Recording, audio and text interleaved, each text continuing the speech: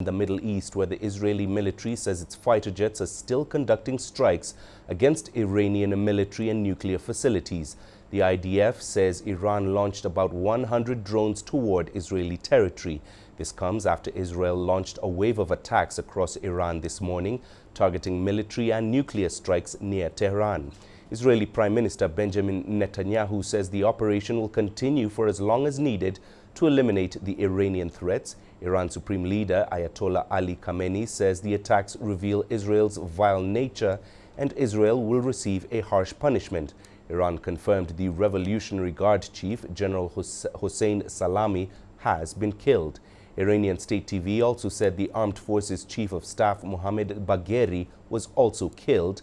Iran has closed its airspace and suspended flights at the capital's main international airport. The UN has expressed concern over the Israeli attacks and called on both sides to show maximum restraint and avoid escalating the conflict. Now, both Jordan and Iraq have announced the closure of their airspace and grounded all flights. Well, for more on this, we're now joined by Jonathan Regev in Tel Aviv for the latest. Jonathan, what do we know about Israel's strikes and how long do we know are they expected to last?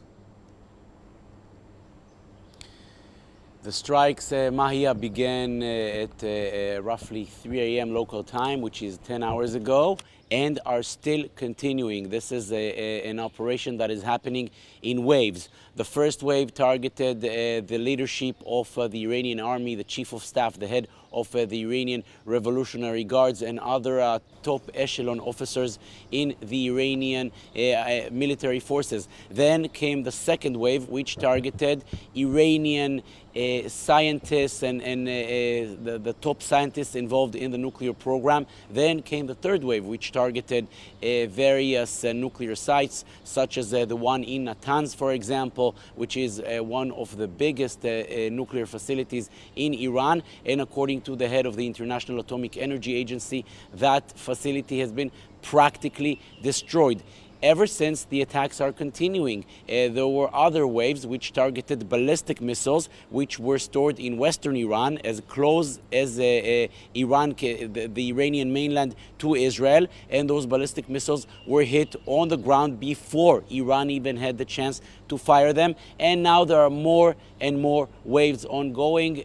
One of the first waves also targeted whatever was left from the Iranian aerial missile defense, the anti-aircraft defense. Once that defense is gone, Israeli jets can operate quite freely in Iranian skies, and therefore the waves of attack are ongoing. They are continuing. And judging by what we've heard from the Prime Minister and the Defense Minister this morning, Israel plans to carry out more and more attacks in the coming days.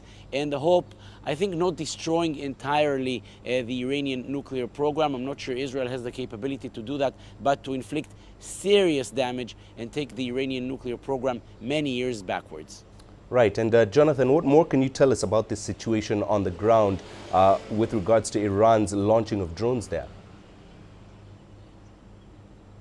So shortly after, a few hours after the attack, came the announcement that Iran fired more than 100 drones towards Israeli territory, meaning that there were some hours until those drones were meant to arrive to Israel, because the distance is quite large. We're speaking of some 700 to 800 miles, and the drones are slow. But all of the drones, 100% of them, were intercepted along the way in airspaces outside of the Israeli one, Iraqi airspace, Saudi airspace, Jordanian airspace. About 2 hours ago came the announcement to all of the Israeli citizens that they do not need to remain close to protected shelters anymore, due to the fact that all of the drones, 100% of them, and we're speaking of more than 100 drones, all of them had been intercepted. Of course, Israelis still have to remain very vigilant and alert, because no one here lives under the illusion that this was the last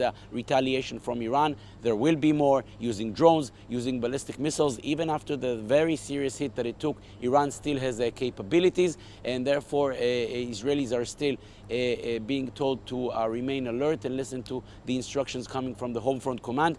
But for the moment, there's there's no panic on the streets. It's quiet. There's far less people on the streets than what you would usually see on a Friday at this time. But there's no panic. There's a lot of quiet, and basically people are not instructed at this time, at this specific time, to be close to the protected shelter. People can go out and around as long as they're listening to the instructions coming from the Home Front Command. All right, Jonathan, thank you very much for those updates from Tel Aviv. Jonathan Regev joining us live there.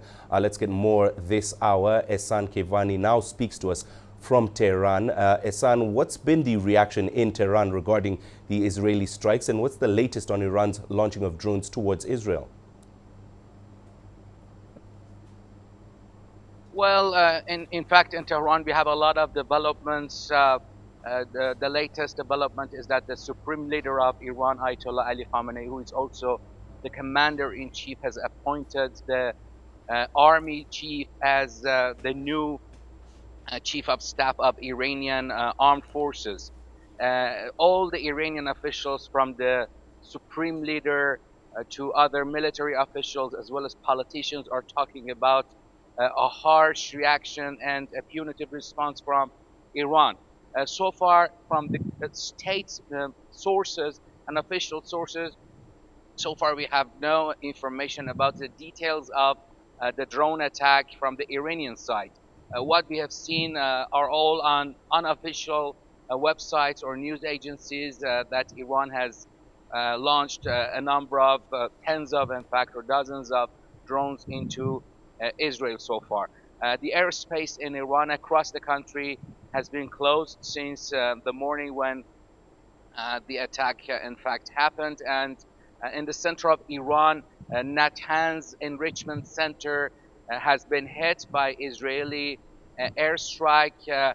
This has been confirmed by the government, but the details or the extent of destruction in the nuclear site has not been officially declared. Back to you.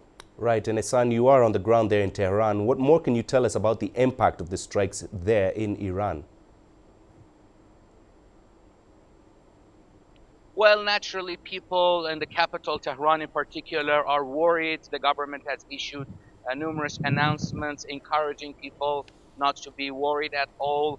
And they emphasize that everything, I mean, the public service, distribution of natural gas, electricity, or even gasoline across the country, in particular in Tehran, the government says is in normal situation and people should not be worried about that. A large number of people, as well as almost all the officials in Iran here, are emphasizing and urging for Iran's harsh response to Israel's airstrike. It could be the third massive reaction by Iran, as experts are talking about a kind of multi-layered operation, military operation from Iran, which has been started apparently by drones, and it could continue with heavier missiles. All right, Asan, thank you very much for those updates. Asan Cavani joining us from Tehran.